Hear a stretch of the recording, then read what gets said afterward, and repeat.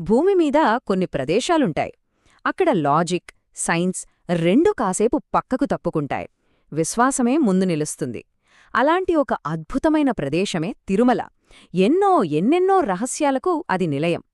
సరే, ఈరోజు మనం ఆ రహస్యాల్లో కొన్నింటిని తెలుసుకునే ప్రయత్నం చేద్దాం.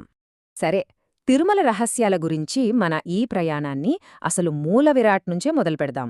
ఒక్కసారి ఆలోచించండి, ఒక రాతి విగ్రహానికి నిజమైన అచ్చం మనలాంటి జుట్టు ఉండటం సాధ్యమేనా? అది చిక్కులు పడకుండా? వింటే ఆశ్చర్యంగా ఉన్నా భక్తులు మాత్రమిది అక్షరాలా నిజమని నమ్ముతారు. ఇది మాత్రమే కాదు, ఇంకో అద్భుతం కూడా ఉంది. ఎక్కడో కొండమీద ఉన్న గర్భగుడి లోపల సముద్రపు హోరు వినిపించడం. వింటుంటేనే చిత్రంగా ఉంది కదూ. కాని స్వామివారి విగ్రహం వెనుక భాగంలో చెవి ఆనించి వింటే నిజంగానే సముద్రపు అలల శబ్దం వినిపిస్తుందని అక్కడుండే పూజారిలు, భక్తులు కూడా చెప్తూ ఉంటారు. చూసారా, ఇవన్నీ కేవలం ఎవరో చెప్పిన కథలు కాదనమాట. తిరుమల రహస్యాలకు ఇవే పునాదులు. ఇంకో విషయమేంటంటే, గర్భగుడి మొత్తం చల్లగా ఉంటుంది, కానీ శ్రీవారి విగ్రహం మాత్రం ఎప్పుడూ 43 డిగ్రీల సెల్సియస్ అంటే 110 ఫారెన్హీట్ వేడితో ఉంటుంది. ఆ విగ్రహానికి చెమట కూడా పడుతుంది. అసలు ఏంటి అద్భుతాలు? వీటి వెనుక ఉన్న కారణాలేంటి? ఇప్పుడు కొంచెం లోతుగా చూద్దాం. సరే, మనం మొదటి భాగంలోకి వచ్చేశాం. అంతుచిక్కని అద్భుతాలు. అసలు తిరుమల అంటేనే ఈ అద్భుతాలు.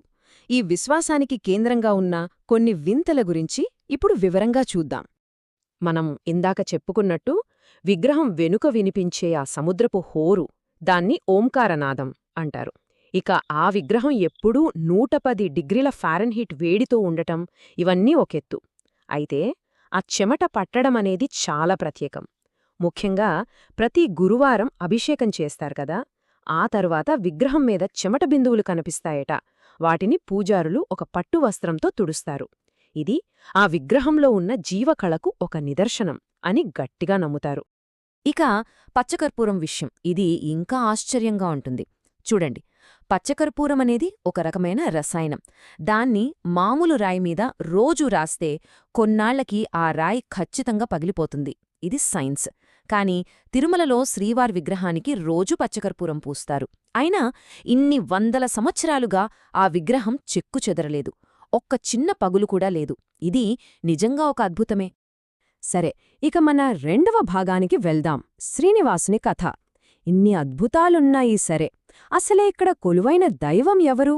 ఆయన కథేంటి? ఇప్పుడు ఆ పౌరాణిక గాథలోటి వెళ్దాం. ఇదే కదా లక్షలాది మంది భక్తులను ఇక్కడికి తీసుకువచ్చేది.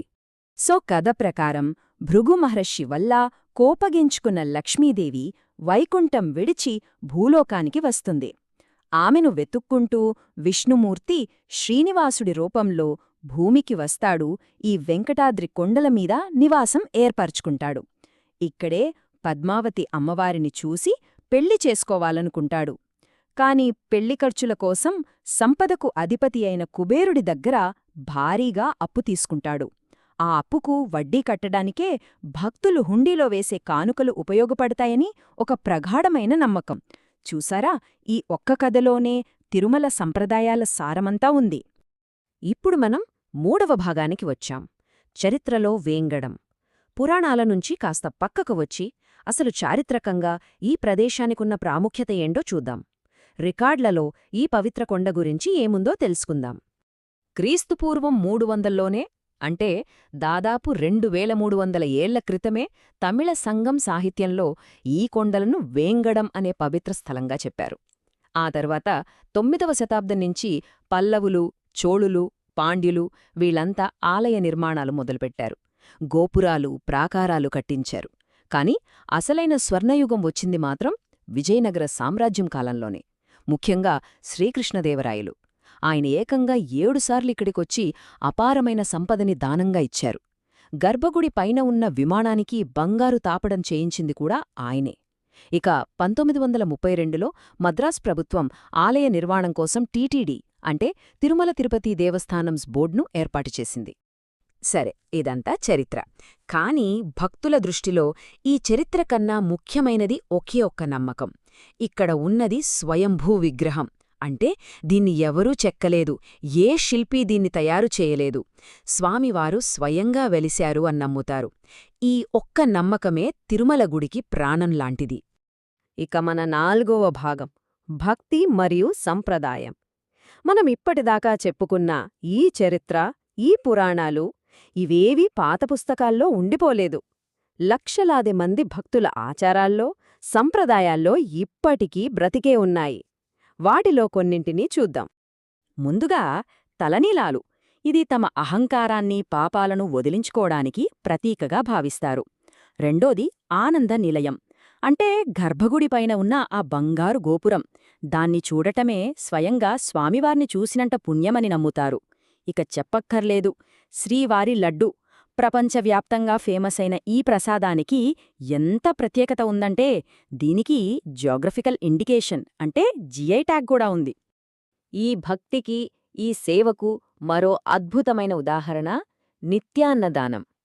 ఊహించండి, ప్రతిరోజూ ఏకంగా 1,00,000 మందికి పైగా భక్తులకు ఇక్కడ ఉచితంగా భోజనం పెడతారు. ఈ అన్నదాన సముదాయం ఎంత పెద్దదో ఆలోచించండి. సరే, ఇక మన చివరి భాగానికొచ్చాం, విశ్వాసానికి నిలయం. పురాణాలు చూశాం, చరిత్ర చూశాం, అంతుచిక్కని అద్భుతాలు చూశాం.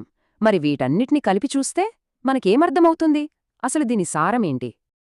తిరుమల అనేది కేవలం ఒక టూరిస్ట్ ప్లేస్ లేదా ఒక పాత గుడి కాదు. ఇది ఒక సజీవమైన సంగమం. అక్కడ సైన్స్, లాజిక్ చెప్పే సమాధానాలు ఆగిపోతాయి. ఆగిపోయిన చోటనుంచి ప్రగాఢమైన విశ్వాసం మొదలవుతుంది. ఈ రెండూ కలిసే ప్రదేశమే తిరుమల. చివరిగా ఒక ప్రశ్నతో ముగిద్దాం. చరిత్ర, రహస్యం, భక్తి ఈ మూడూ కలిసే ఈ పవిత్ర స్థలంలో అసలైన అద్భుతమేది? ఆ రాతి విగ్రహంలో దాగి ఉన్న సైన్స్కి అందని రహస్యాలా? లేక ఆ రాతి విగ్రహం మీద లక్షలాది మందికి ఉన్న అచంచలమైన, తిరుగులేని విశ్వాసమా? బహుశా ఆ విశ్వాసమే అన్నిటికన్నా పెద్ద అద్భుతం కావచ్చు.